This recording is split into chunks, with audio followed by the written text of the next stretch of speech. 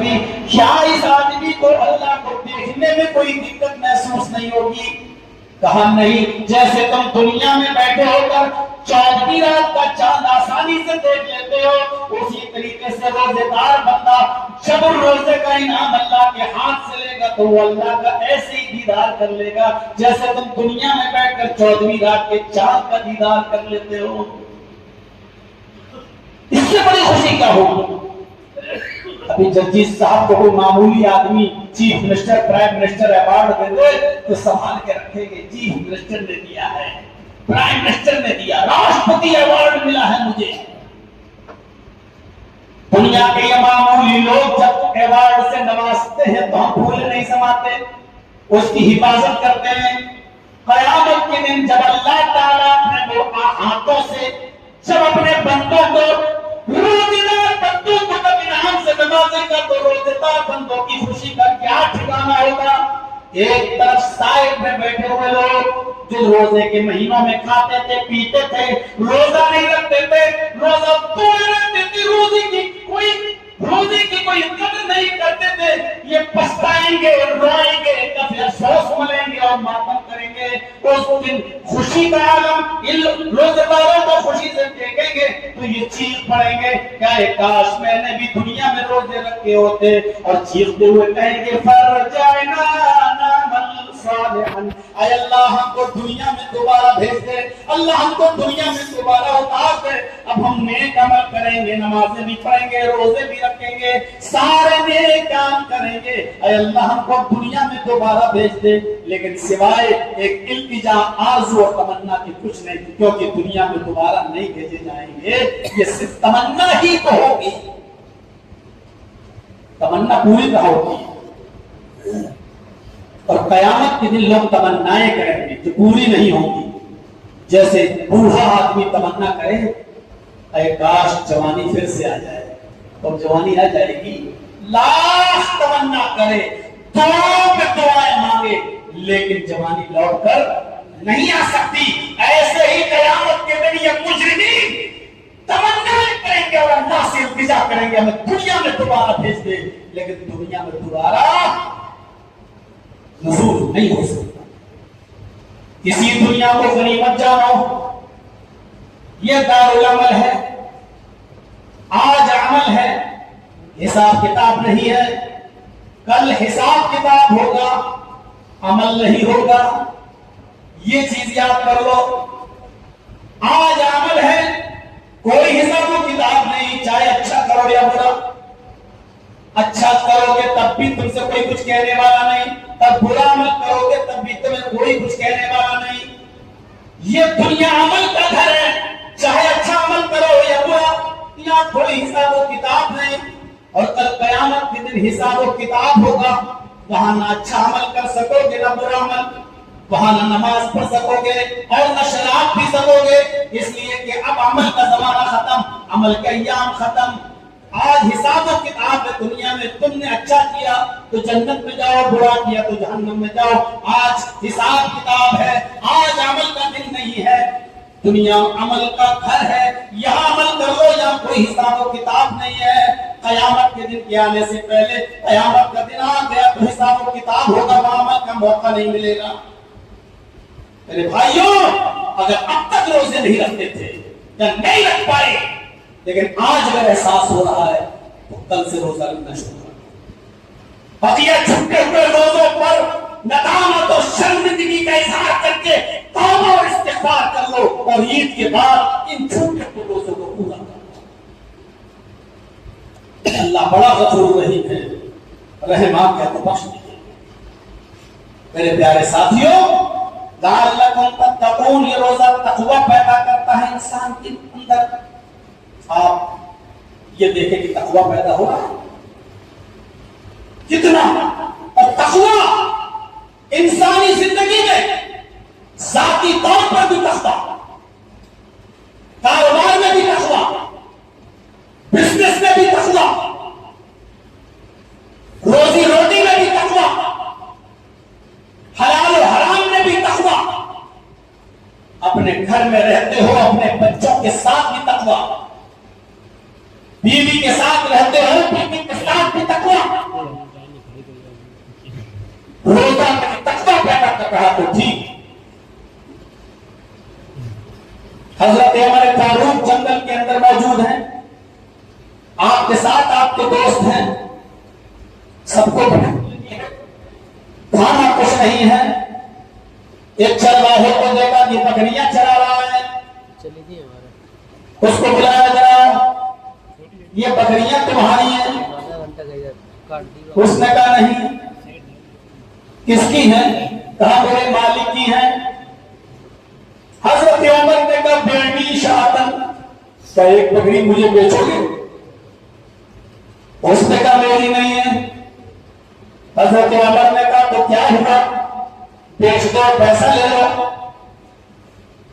کہنے لگا میں اپنے مالک کو کیا جواب دوں گا, میں تو غلام ہوں. بکریاں تو مالک کی چرانے آیا ہوں, مالک کو کیا جواب دوں گا. حضرت عمر نے اس کا امتحان لیا, دیکھیں لالچی تو نہیں ہے.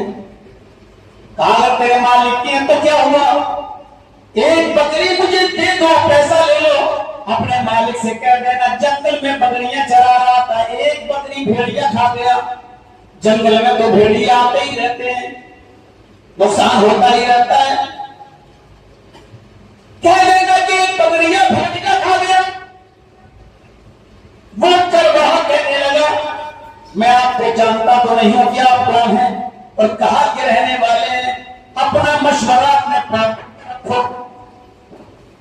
حضرت عمر نے اس کو دوبارہ کہا جو بکری تم مجھے بیچو کہ میں اس بکری کا گوشت استعمال کروں گا, اس بکری کی کھال میں دھول لگا کر تمہیں دے دوں گا. تم یہ کھال سے سنی ہوئی, یہ گوشت سے سنی ہوئی کھال تم اپنے مالک کو دکھا دینا, وہ کھال دیکھ کر یقین کر لے گا کہ واقعی بکری بھیڑیا کھا گیا. وہ چرواہا حضرت عمر فاروق کے اس مشورے کو دیکھ سن کر وہیں بیٹھ گیا اور اپنا سر پکڑ کر آسمان کی طرف دیکھنے لگا اور کہنے لگا فَأَيْنَ اللَّهُ فَأَيْنَ اللَّهُ فَأَيْنَ اللَّهُ, پھر اللہ کہاں ہے, پھر اللہ کہاں ہے, پھر اللہ کہاں ہے. تم مجھ سے کہتے ہو کہ مالک سے کہہ دینا کہ ایک بکری بھیڑیا کھا گیا, میں اپنے مالک کو یہ بول بھی دوں گا اور میرا مالک میری بات مان بھی لے گا, کیونکہ جنگلوں میں اکثر ایسا ہوتا ہی رہتا ہے. لیکن پھر اللہ کا ہے, یعنی قیامت کے دن پھر میں اللہ کو کیا جواب دوں گا, پھر میں اللہ کو کیا چہرہ دکھاؤں گا, پھر میں اللہ کو کیا کو دکھاؤں گا. فَأَيْنَ اللَّهُ فَأَيْنَ اللَّهُ فَأَيْنَ اللَّهُ, پھر اللہ کہاں ہے, پھر اللہ کہاں ہے, پھر اللہ کہاں ہے. حضرت عمر فاروق کی آنکھوں میں آنسو آ گئے اور کہا جاؤ, اب میں تم سے کچھ نہیں کہوں گا. جب وہ گیا چرواہا تو سوچنے لگے کہ کس کا غلام ہے. تو غلام رہ کر بیچارہ اللہ کی عبادت کیسے کرتا ہوگا, اس کا مالک اس سے رات میں کام کراتا ہوگا تو یہ رات میں بیچارہ اپنے مالک کی غلامی کرتا ہوگا. اس کو تہجد پڑھنے کا موقع نہیں ملتا ہوگا, اس کو نفلی عبادتیں کرنے کا موقع بھی نہیں ملتا ہوگا. حضرت عمر اب اس غلام کو آزاد کرنے کی فکر کرنے لگی اور صبح ہوا تو غلام اور مالک دونوں کو دربار خلافت میں بلا لیا اور مالک سے کہا کہ اپنا غلام بیچو گے. کہا نہیں. کیوں؟ کا بہت فائدہ دیتا ہے یہ مجھے, ایماندار ہے. کہا کہ تم جتنی قیمت مانگو گے اتنا دوں گا, لیکن عمر کو اس غلام کی ضرورت ہے. اس نے دیکھا پیسے کا لالچ تو اس نے جتنا منہ مانگا گھوڑا, حضرت عمر نے اتنا اس کو دے دیا بیت المال سے اور اس غلام کو خرید لیا. اب غلام کر رہا تھا میں نے بکری نہیں بیچی, کہیں ابھی ہم سے غلامی میں تکلیف نہ دیں. اب تو میں عمر کا غلام ہو گیا, عمر نے خرید لیا.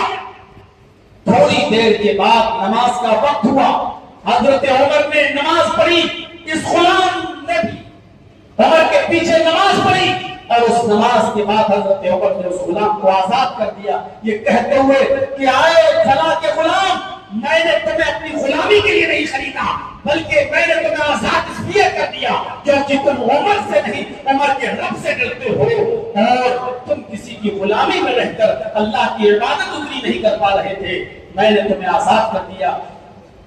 اس کلمے کی وجہ سے تم آزاد ہوئے ہو.